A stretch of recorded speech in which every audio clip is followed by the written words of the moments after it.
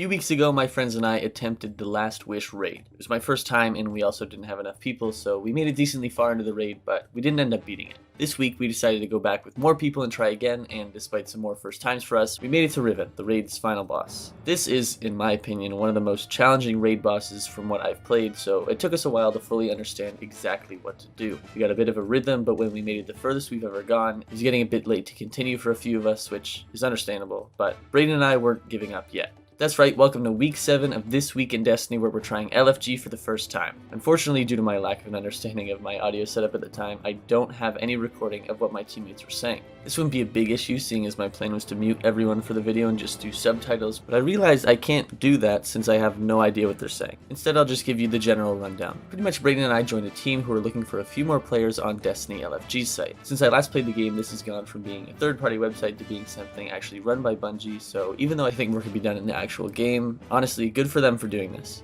Anyways, when we loaded up and fixed the audio issues, the team told us that the plan was to cheese the boss, which pretty much means using a method that the game makers didn't intend in order to beat the encounter. So the way the fight usually works is you split up into 2 teams, Riven checks up on both sides, and you either shoot her a bit and have to read the eyes to the other team, or be the team that listens and shoots the corresponding eyes that your teammates read off. All of this while fighting enemies and doing other puzzles, and you have to do it quickly and you have to do it multiple times, and then you can do damage. And then realize that you didn't do enough damage and you have to do it again. Anyways, you could probably see why cheeses exist, because this just takes way too long. The way to cheese the fight is to listen carefully to which side of the map Riven is going to, go to the opposite side with your full team, and then when she pops out to say hello, you just kill her. You need a lot of damage though, and we actually tried this with just the 5 of us space hats before and failed miserably. Anyways, this was completely new to me and Brayden, so luckily there was this one guy who kind of took on the leadership role and was helping us out and explain what perks to run and what to do. Even though it took a little fine tuning, eventually we beat it, and there was another encounter after this I learned that you pretty much rip out Riven's heart and incinerate it on the other side of the map.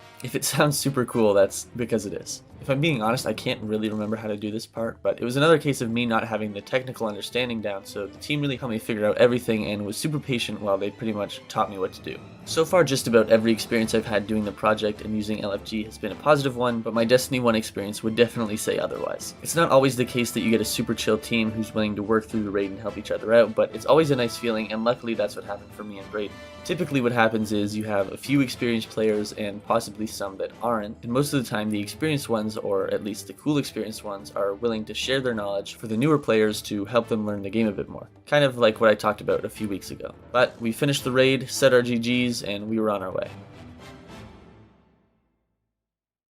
Now, I wanted to talk a bit about the speedrunning community in this week's video because it felt like it would be a nice tie-in with how we cheesed Riven in the raid, and when I was thinking about what I'd say since the community more revolves around having a skill that I do not possess, I started getting Destiny speedrunning videos on my YouTube feed, specifically videos from someone named Kure. I figured I'd ask him if I could talk to him a bit about the speedrunning community since he was definitely more a part of it than I was, and he said he was down. Before anything else though, he said that if I was interested, I should join the D2 Speedrun Panel Discord server. I did, and it had thousands of people who are all sharing their videos and having discussions regarding the different raids or strikes, as well as the overall game and the changes that it goes through. Anyways, I thought it was pretty cool to see this considering Bungie, to my knowledge, hasn't given a great voice to this community, especially compared to something like the Crucible community that's more ingrained in the actual game. Back to my questions for Kure though, he told me a bit about how he started after Forsaken came out, and that once he had reached and really did all that he could with the endgame content, it seemed only natural to try speedrunning the game for something more to do. He also said that he started with API speedrunning, which pretty much means that the game tracks your time and you can see it on a third-party site, but later moved on to competitive RTA speedrunning, which is based around speedrun.com and the rules of that site. Another question I had for Kure was about the speedrunning community regarding how competitive or toxic it was, or even how welcoming it was, and he said that he thinks although the community can have a hard time welcoming new players, it's gotten better recently, and that the general Crucible and Raid community are fairly relaxed compared to the speedrunning community, which makes sense to me. From my perspective, I've always seen the Raid/PvE community as the more relaxed ones, with the Crucible being a bit toxic, but I'll get into why I was wrong a bit later. The last few things I asked were about how Bungie interacts with the speedrunning community, if at all, and if there was more that could be done from Bungie's side. Kure said that Bungie had gone after speedrun tech on multiple occasions with stuff like removing out of bound skips and such, making public statements that make it pretty much clear that Bungie doesn't like some of the things that players are doing in runs. There could also be more events or competitions or even rewards in game, and Bungie could absolutely be doing more to enhance the experience for these players. My final question was about well skating, and I was wondering if it's bad that I can only do it with a hotkey. To explain it a bit better, a crazy tech for speedrunning is the well skate, where you super cancel and launch yourself with a sword, but the timing's a bit difficult when starting out, so I set up a button on my mouse to do all of the inputs for me since I wanted to try it. This question was meant as more of a joke, and I put it in so that I could be made fun of a bit, but Kure was actually super supportive and told me to keep practicing and that I'll get better. And if you're interested in Destiny speedrunning content at all, I would definitely recommend watching his stuff, and I'll be leaving his channel in the description. Since I was now in the Discord, I figured I'd try and ask some more people as well, and I won't lie, I got flamed a bit, which was pretty funny, but I did get a message back from someone in Aegis who is willing to answer some questions. Even though the questions I ended up asking were mostly the same ones that I had for Kure, I ended up talking with him over a Discord call so you can hear what his thoughts were without them being filtered through me. Here's what he had to say about his personal experience of getting into the Destiny community. So if we're talking about the speedrunning community, back in the day, a lot of people, the speedrunning community was a bit more open, and like a lot of people would just be friends with each other and they'd just like speedrun, and it was a lot more like casual friendly.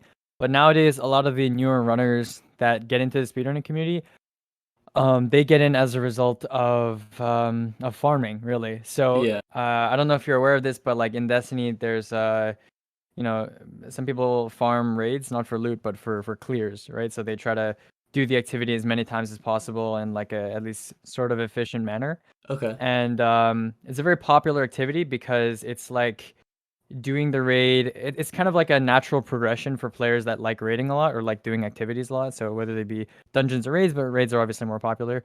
For people that like doing raids a lot, you can only do so many like LFG raids. Yeah. Then eventually, like, you may want to meet up with other players who like doing maybe like a particular raid a lot. So when you do meet those players, naturally there's like this incentive to get better at the activity that you do together a lot. So that's kind of how farming and the farming community kind of got created. That's where most people come from. That's where I came from. I really liked raiding, right? And Yeah. I still love raiding. And when I was like a more casual player, I did a ton of raids in like LFG, and eventually I met a lot of the players I still play with today in LFG, and I was like, oh, hey, can you teach me so and so, or I wanna do this more. Yeah. But a lot of people have a similar story. My particular like kind of in to the speedrunning community was I got addicted to doing Master Vogue, like Master Vault of Glass, Yeah. right? And the season it came out, so Season of the Splicer, so like 3 seasons ago, it was a relatively inaccessible activity, and required a lot of like either artifact power grind, which most people didn't do, or it required like a set, like a team of people that you knew you could rely on. So I got addicted to kind of like challenging myself and going into LFG and just doing it with like 5 randoms and like trying to like help them kind of pull through it. And so a lot of people like heard about me because of that, and they're like, oh, I want to do a master vlog, like, can you help me get a team together so we can like run it? And it was for loot, not for like speedrunning or anything. But that's kind of how I got in touch with a lot of the people that are in the speedrunning community, because they wanted to get a master vlog completion that wasn't going to be like super painful. And I sort of had developed like strats to kind of get through it. On top of that, we also talked about the reason for the emergence of a speedrunning community in Destiny, and Aegis had similar thoughts to myself and Kure and could offer some insight here. Yeah, so unfortunately, our game developer Bungie, Yeah. they don't care that much about endgame players. And when I say endgame players, I mean like, when you're done with the power grind. So Destiny's like a looter shooter, right? So you play it to get good loot. But when you're done with grinding for that loot, so whether it's like, an exotic weapon or like a really nice legendary weapon or like some great armor or something like that, when you're done with grinding for that loot, like what do you actually use that loot in, right? You have like really powerful weapons, you have a powerful build, you have a powerful character, like whatever. Like what are you going to use it in now, right? So that's what endgame content is. It's like, a chance for players to like really showcase what they've learned, what they've earned throughout their time playing. And Destiny just doesn't really cater to that sort of audience. They kind of just expect you to have fun with the game just by doing an activity maybe a couple times at most, and maybe, do something really challenging like a Grandmaster. like once or twice for the experience, and then kind of just dip out for the rest of the season. That's kind of what they cater to. In this next clip, we talk a bit about what he thinks about Bungie's relationship with the speedrunning community. I don't think Bungie hates speedrunners as much as some people say they do, but they're definitely. I think it would be a lot nicer if Bungie could realize that their game, their physics engine, the way their game feels, their game is definitely a game that if they built into it and were like a little bit more supportive of players that want to go fast, could be really good. Like they could definitely, like they could definitely make the game, like if they built into it instead of kind of hindering it and nipping it in the bud repeatedly, by like nerfing Eager Edge or stuff like that. Like no one expected Eager Edge, by the way, to come out, right? No one expected a perk like that. Like, Worldline had been nerfed about it like a year or so prior. And, we hadn't really gone through any movement buffs in the game, and there was no mention of movement buffs in the game whatsoever prior to the There's of Eternity update, which is when Eager Edge first came out. And people were like, holy shit, like this perk is so clearly designed for speedrunning. Because realistically, you have a sword, like, no one really cares about lunging at an enemy like an extra 5 meters away. Like, let's be real, that's a pretty like useless perk. But then people were like, this perk is like refreshable and it works with every class. Like you can just go flying if you switch off the sword. Like this is so clearly built with a very obvious secondary consequence in mind. So clearly there's someone in the sandbox team at Bungie that made that decision. And clearly they got reined back. Yeah. So, I mean, I'm not asking for like, Bungie to just leave a bunch of holes in every raid and like don't patch things and let people go out of bounds like willy-nilly and whatever. But when people discover things and when people, make effort to, find movement tech and stuff like that, don't go actively out of your way to like punish them and remove things. When it's not harming really anyone, right? Like in PvP, if there are exploits that are done using, going out of bounds and breaking the environment or like abusing mechanics or like whatever it is, then yeah, by all means, because you're harming other players' experiences. Yeah. But again, if you're not really hurting anyone's experience by being able to go out of bounds or by being able to move faster than intended, and there's really no concern, I think, from them. Like it's really no concern. We also talked a bit about getting new people into the community with stuff like videos and tutorials to make things more accessible, as well as some stuff like the size of the community, and while I wish I could include everything in this video, it's already much longer than the other week, so unfortunately I can't use it all. If you're interested though, I definitely recommend Aegis' content, which you can find in the description as well. Also, I probably don't have to say this, but while the opinions of Kure and Aegis might not represent the entire speedrunning community, I think that they give really good perspectives as to how people in the community feel about the game as a whole. I do wish I could talk about this topic more and talk to even more people because, as I've said, it's not something that I'm super involved in, so it was nice to learn about, but I'm running a bit low on time for this project. I've got 2 last videos coming out in the next couple of days, so stick around for those ones, and I'll definitely be talking a bit more about the speedrunning community again in my conclusion video. Once again, please be sure to check out Kure and Aegis in the description, and I'll see you next week.